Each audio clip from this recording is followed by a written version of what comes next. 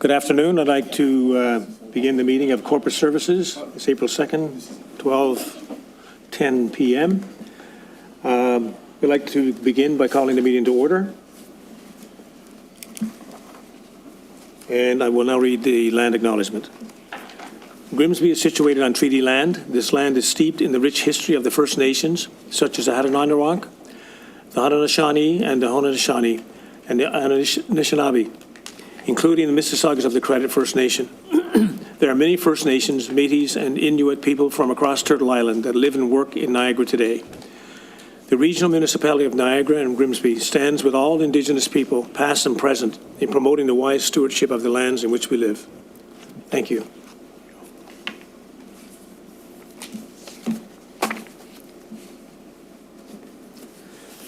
Are there any disclosures of pecuniary interest? Seeing none.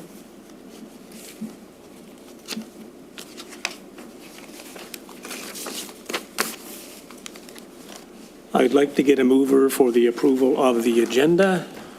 Councillor Vardy, Councillor Howe.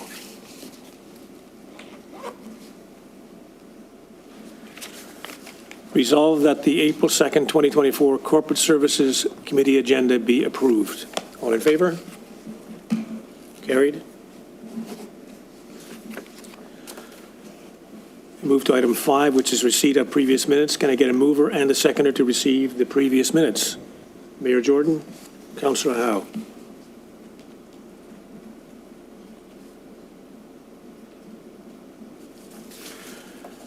Resolved that the following minutes be received. Corporate Services Committee, March 4th, 2024, and Grimsby Downtown BIA, March 13th, 2024. All in favor? Carried.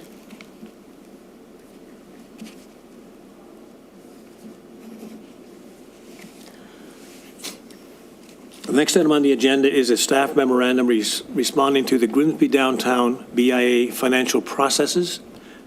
Can I get a mover and a seconder to put it on the floor for discussion? Mayor Jordan, Councillor Howe.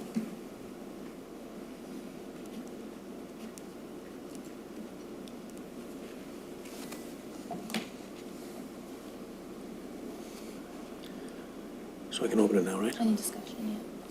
Okay, I'm now opening the report for discussion, debate, questions, whatever. I want to acknowledge that Angela is here from Finance Department, so she may want to participate as well at some point if we have a question of her. And Victoria, I think you are the author of this report, so I'm sure you will get a few questions as well. So I'll open it up for discussion, debate, questions. Let's start with Councillor Howe.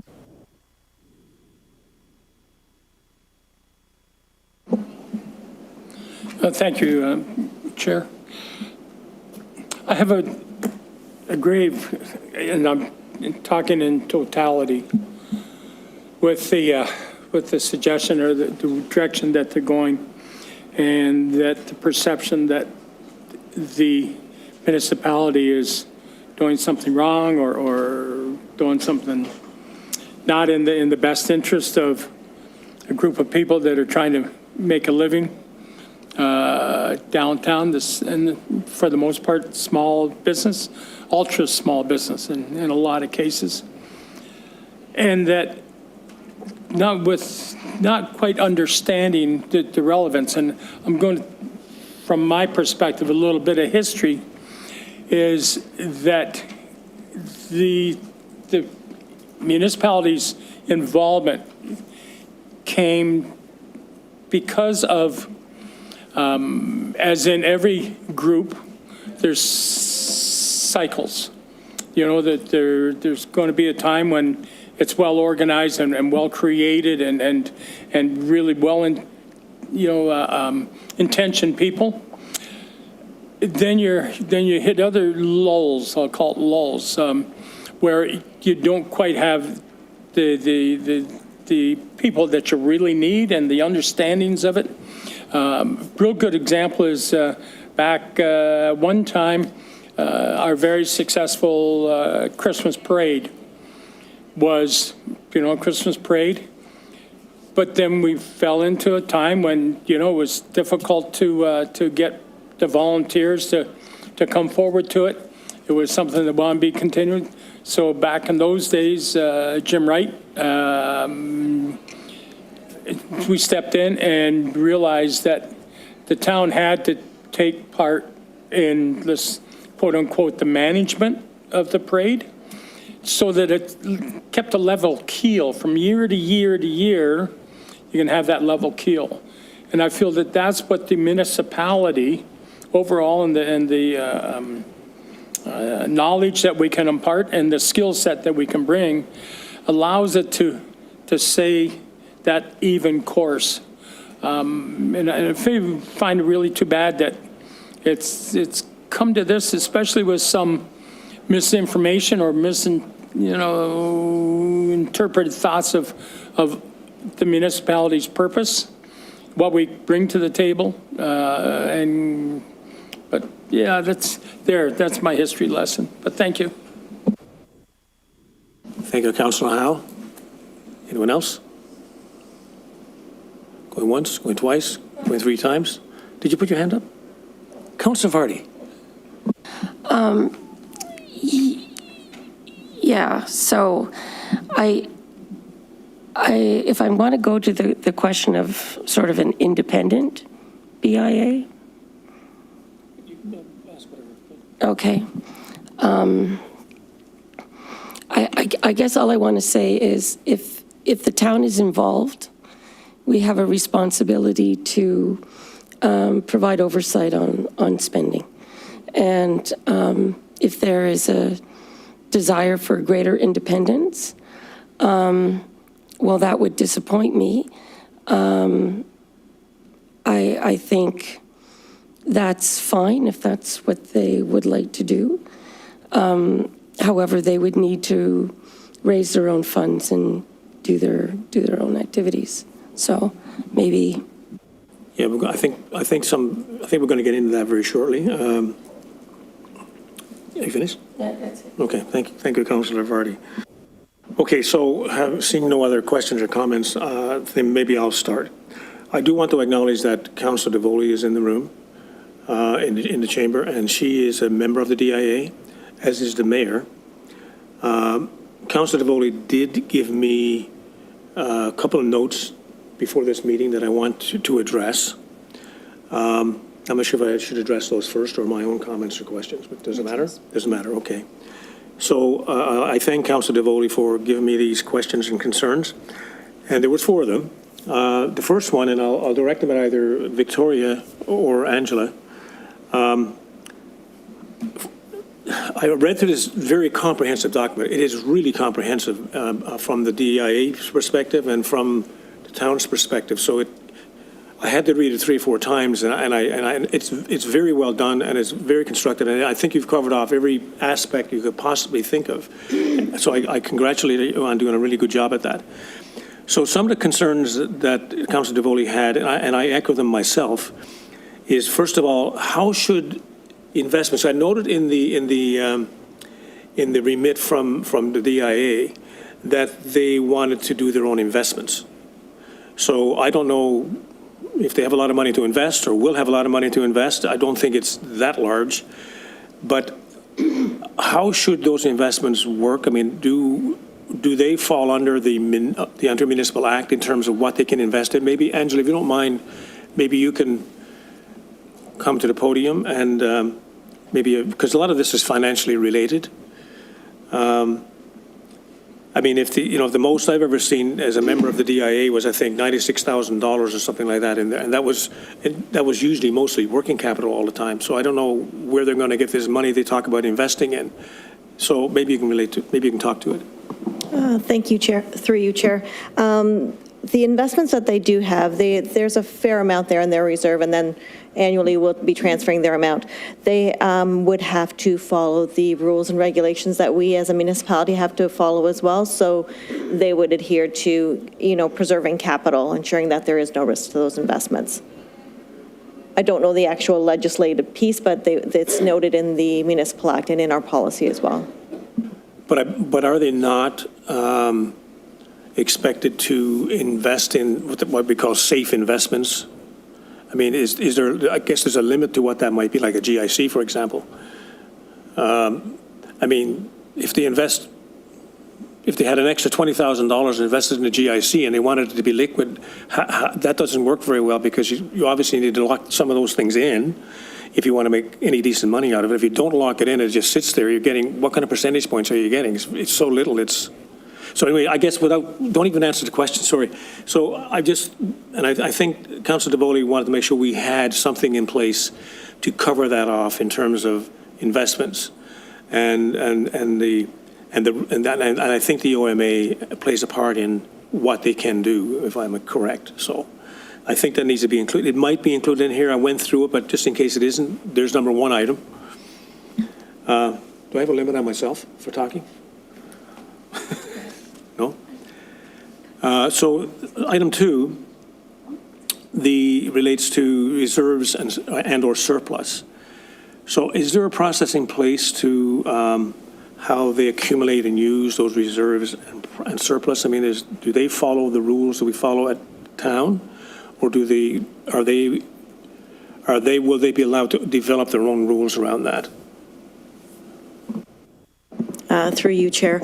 Currently, they are not included in our reserve and reserve policy. We do manage their reserve, but if they choose to, they would have to develop a policy on how they would want to allocate those funds out and how they want to utilize them.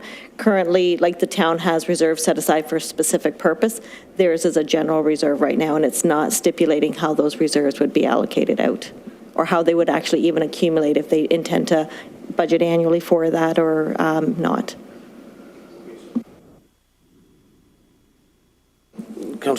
Mayor Jordan. Yeah, just to historically, giving that I'm transitioned from the previous board to this board, I just want to say that even though the reserves may have been unallocated, I think that certainly the previous board over the last 4 years knew that there was going to be the impending construction on Main Street.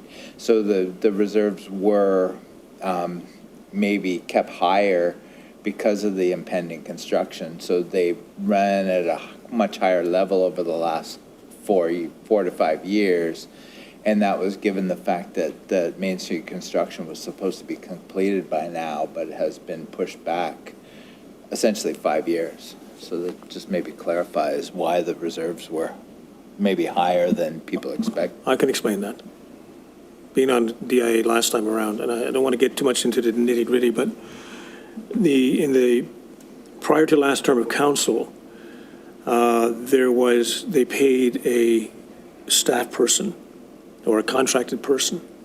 And during the last term of council, we decided not to have that staff person, but the money was already in the budget. So they ended up being in, I guess, surplus or in reserves.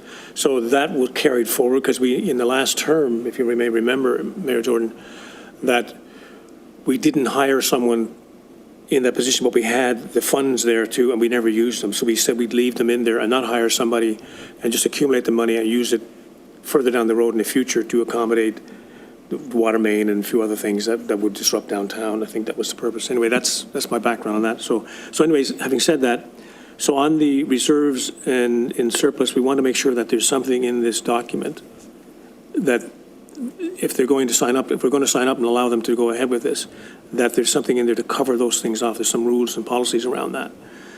So another item, and again, I'm reading from Councillor Davoli's list.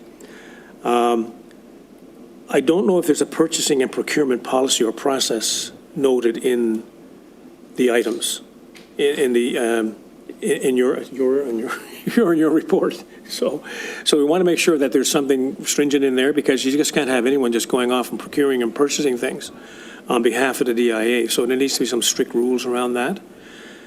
So I don't want you to respond to this because I don't want to drag this out too long.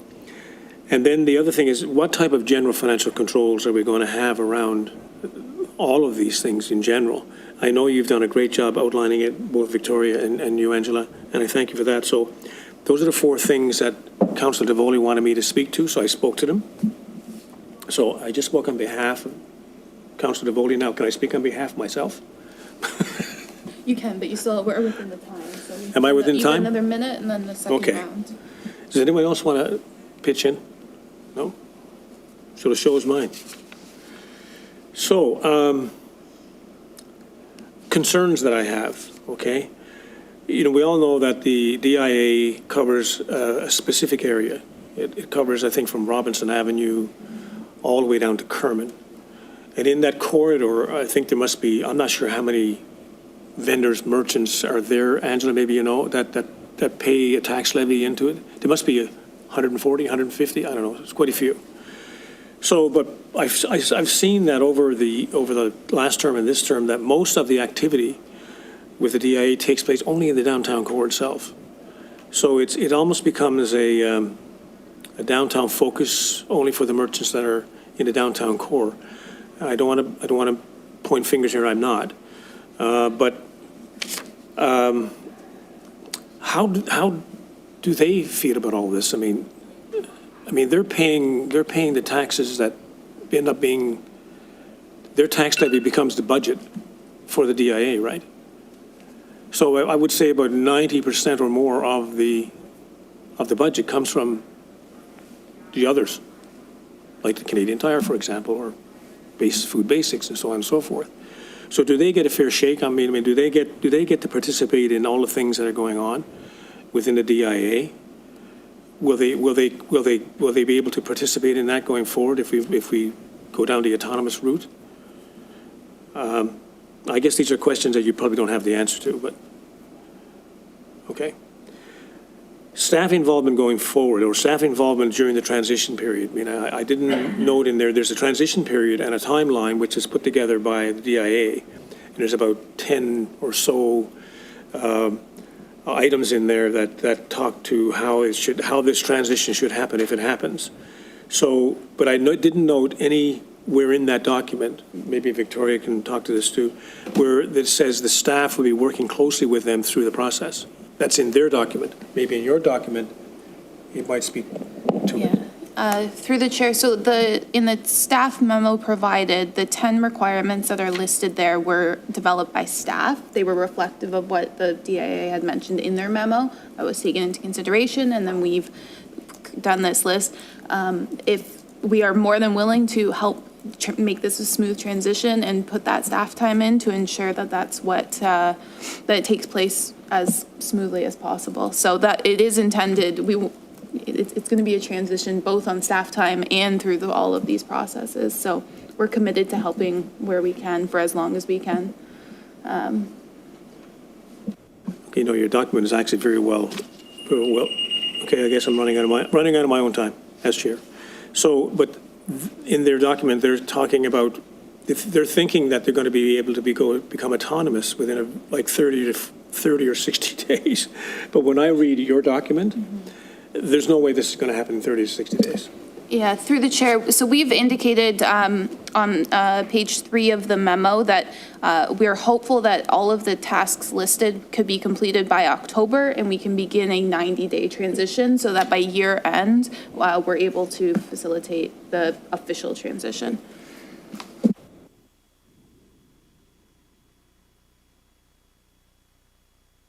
Sorry, say that again. I know I'm running out of time, I've run out of time, but one other thing, I just want to understand what autonomous means. To me, autonomous means you just can do whatever the heck you want with no rules attached to it. Maybe I'm reading the wrong dictionary, but that's my understanding. So what does autonomous mean? Are they going to be obviously going to be self-governing, but how do we, as Councillor Vardy mentioned, how do we ensure there's an oversight that they follow the procedures and processes that we have outlined in your document, which is really well done. So I think it covers everything. So do we oversee that or can things just happen without us? We find out at the wrong time, but let's say it's a contract or a procurement or something goes off the rails and and we're not aware of what's going on, how do we have oversight to those kind of things? Why don't I start through the chair, and I'll pass it over to the Director of Finance after. The Ontario Municipal Act has a specific section for business improvement areas. So they are specifically talking about financial autonomy in this section, but it's important to remember that a local municipality has the right to create this board, and it is up to council for final approval. So their minutes would still need to come to council. It is the provincial legislation that is giving council the authority to approve the creation of the DIA. And then maybe Angela wants to chime in about the... Angela, go ahead.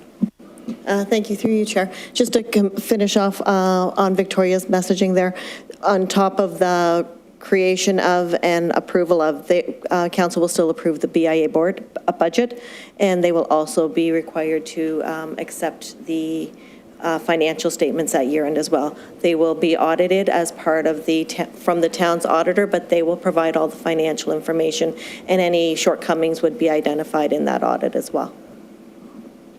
Thank you, Angela. I'm just going to one last thing. Can I ask the chair to do that? Mr. Chair? When we elected the current board in the beginning of this term of council, it was very clear that there was a particular interest group that wanted to, be very careful here, that wanted to ensure that certain members were voted onto that board. And so a lot of the voting was done by proxy. I believe we've had many discussions about that with the previous clerk, and we allowed it to happen. But I personally have a problem with proxy voting because it gives interest groups the opportunity to control or take over a particular organization. So when we're going through this process, so for the next election in the beginning of the next term of council, hopefully we'll look at this and do something to ensure that doesn't happen. This is just a comment, and I'll direct it towards you, Victoria.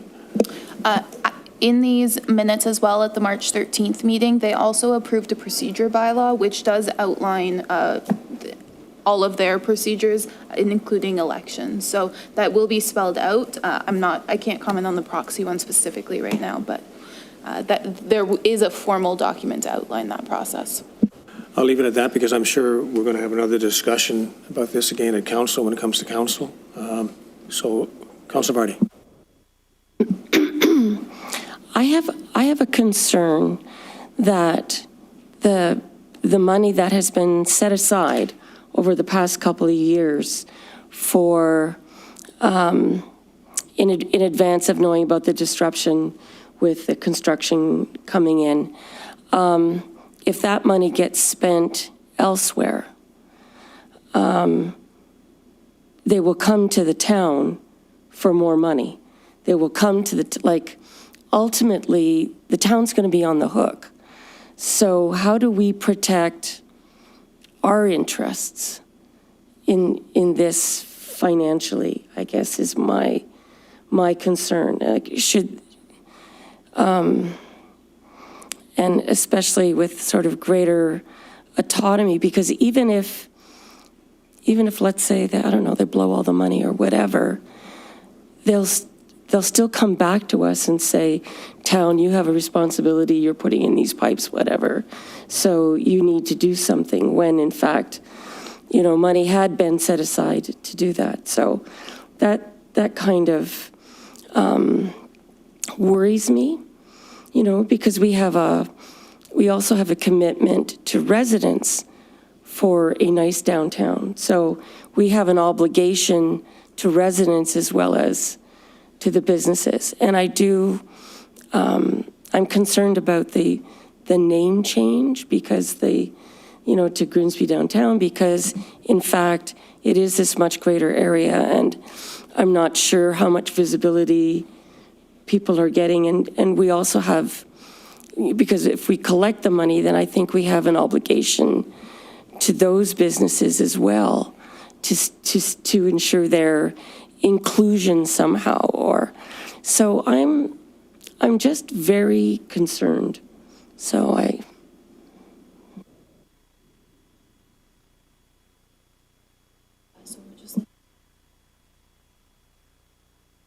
Okay, seeing no other questions or comments, I'll read the resolution. Resolved that the staff memorandum on the Grimsby Downtown DIA financial processes be received, and that the list of requirements within the memo be forwarded to council for approval. All in favor? Carried? Okay, there are no delegations, no consent reports.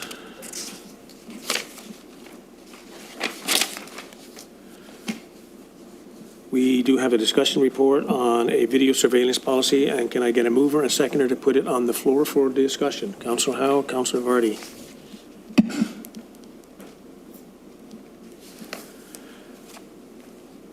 Okay, who's doing this one? Is there any questions? Are there any questions? Sorry, are there any questions? How about that? Don? Just, Councillor Howe, go we're ahead. going to wait for presentation. I've got a couple Do questions. you want to present? There's no presentation, Process. sorry, there's no presentation slotted for this, but Okay. but you can ask a question. Go ahead. Thank you. Through you, Chair. Page 8, if I can, in respect to the memo, it refers to the law enforcement, and when they request, and we have to keep the records for 1 year. We've got it in brackets in 1 year. The way the court system works, and with being laid over, is 1 year going to be too tight to put in there? Or that would concern me that we would time lapse off of it, and just because of one little thing. So that's the one question. Another question that comes to mind anytime that, and we also mentioned FOI, Freedom of Information, in here. I didn't see anything mentioning frivolous, requests.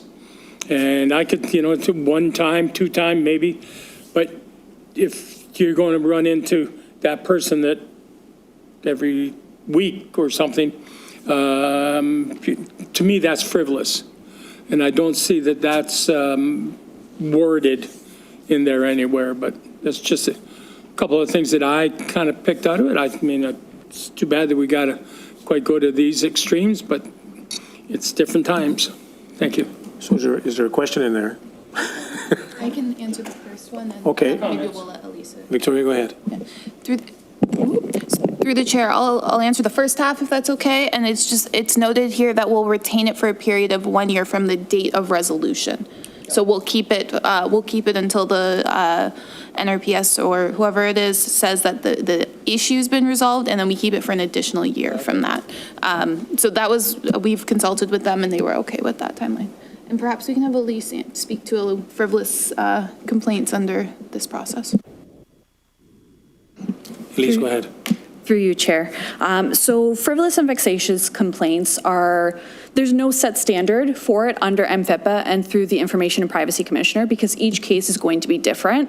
It really does just depend on volume of requests, and if it's the same request that's being submitted over and over again, just using different words. So each case is always going to be different.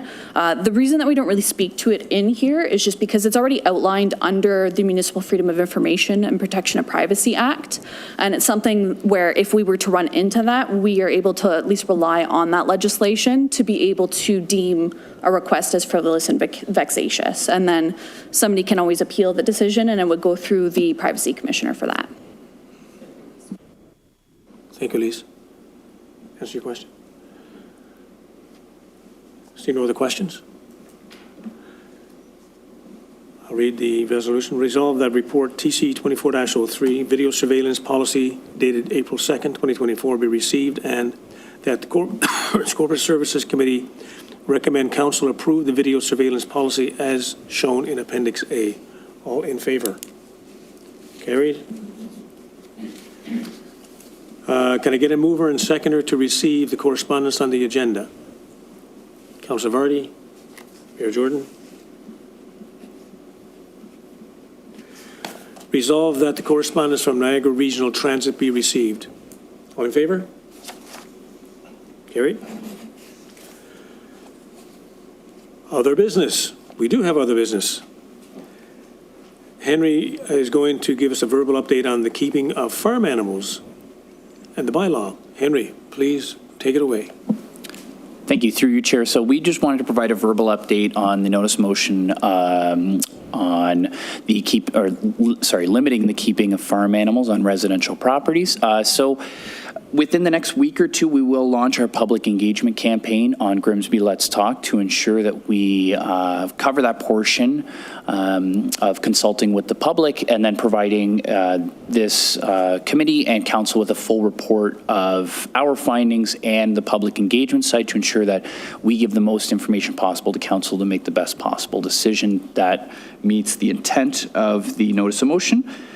So with this public engagement, this will be more or less targeted to a specific area, which is the Niagara Escarpment Development Control Area, which we have no control over land use within that area, but would have that possibility under a municipal act bylaw. So at this time, if there are any questions or concerns, I'll be gladly to take those at this time. Do I see any? Did such a great job. No questions? Okay. Can I get a mover and a seconder to receive the update? Mayor Jordan, Councilor Howe.